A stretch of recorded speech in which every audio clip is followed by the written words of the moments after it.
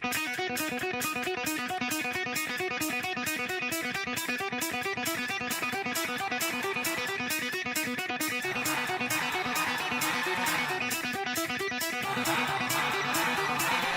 everybody, welcome to Nectar Wine Blog. I'm your host, Josh Wade, and today I'm doing my first video in my new digs. I should say my first wine review in the new digs.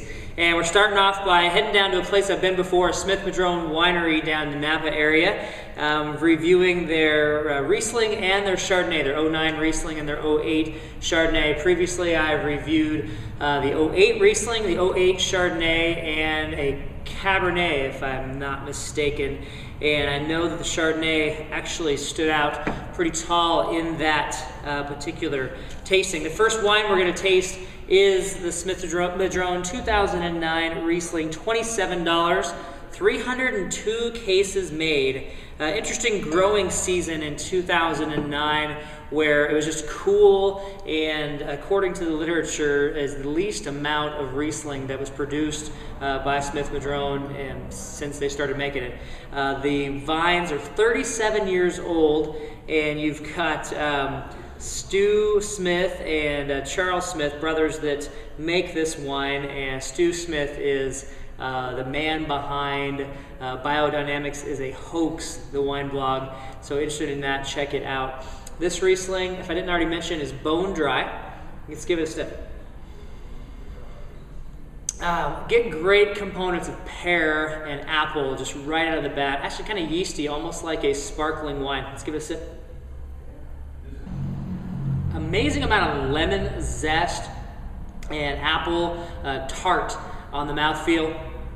Love the way the acid just is screaming on the back end. Actually, a pretty fantastic Riesling. It's a little warmer than I would typically serve it, but love the flavor components. $27, a little on the high side for a lot of white wines or Rieslings that people would purchase, but you know, really top notch. One of the better Rieslings I've had in a long time. All right, the next wine we're going to try is their 2008. It's 100% Napa Chardonnay, and these guys go all out and do 11 months in 70% new, 30% used French oak, tight grain, some of the best French oak that you can get. You know, no hiding here. This thing is fully dressed in oak, so if you are after a naked Chardonnay, this will most likely not be the wine you're after. Pretty light and pale in comparison. Not sure how these things come across in the new space at all, but definitely not a yellow gold. Let's give it a sniff.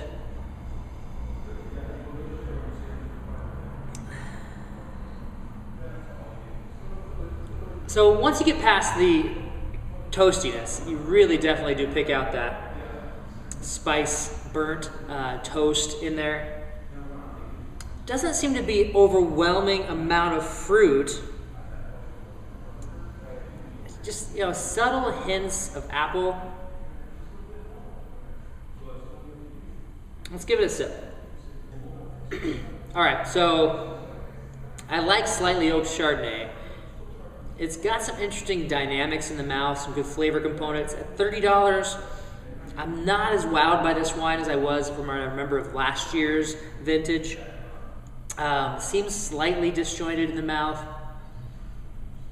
It probably would pair perfectly with something that has some spice to it, has some heat, some Asian food. Just some lemon, and that I just can't get over the toastiness from the aroma and into the mouth as well. I mean, all in all, the Riesling is a rockin' Riesling. On the fence, some people may love to death the Chardonnay, but it's just not my type of wine.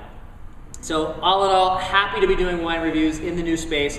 Hope to be able to bring you a few more. Try to do one a week. Sorry I've been a little absent in some of my blogging, been slightly busy lately, but I hope you enjoy life with friends and drink out.